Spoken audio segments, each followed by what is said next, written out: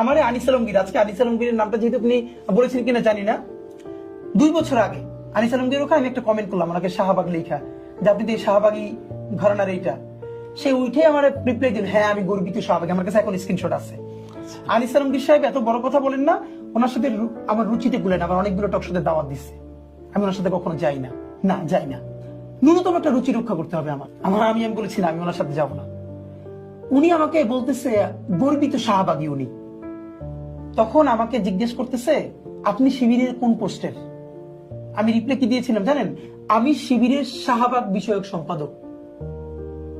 কারণ শিবিরেরও যখন কেউ বলতে পারে না এই শাহবাগ নিয়ে কথা, বাংলাদেশে যদি শাহবাগকে কেউ রিব্র্যান্ডিং করে, এটা আমরা করেছি।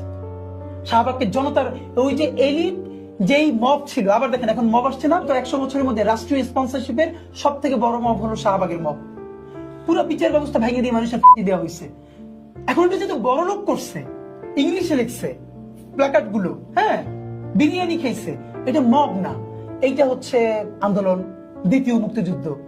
আর দাবি আদায়ে জুলাইয়ের আহতরা যদি কেউ দাঁড়াই যাচ্ছে কোথাও, এটাকে আমি সমর্থন করি না, কিন্তু আমরা কিন্তু কেওয়াসের মধ্য দিয়ে যাচ্ছি।